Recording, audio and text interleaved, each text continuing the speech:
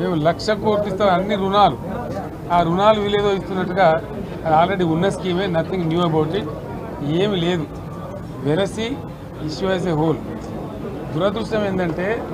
చాలా bad luck ఏంటంటే మేము కూడా ప్రభుత్వం ఏర్పడిన తర్వాత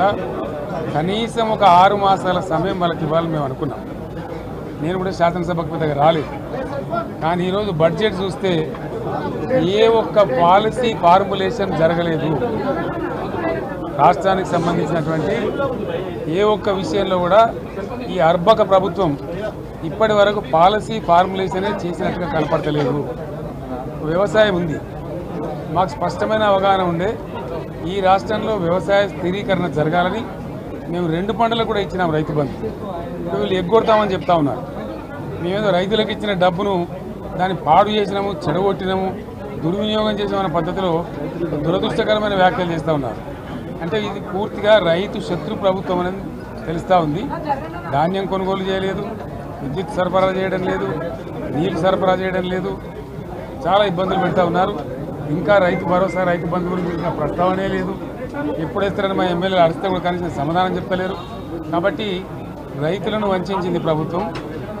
వృత్తి కార్మికులను వంచింది ఒక్క పాలసీ ఇండస్ట్రియల్ పాలసీ ఏమిటి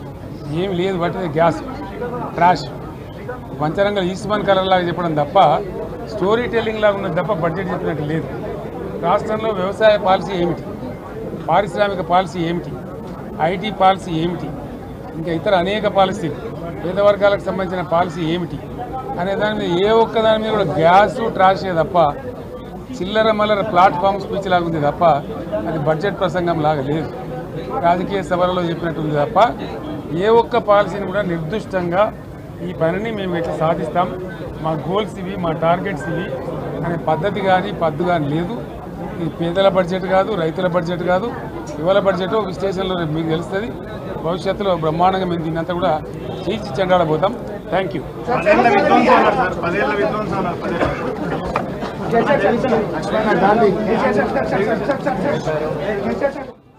అనేక ఆంక్షలు పెట్టబోతున్నట్టుగా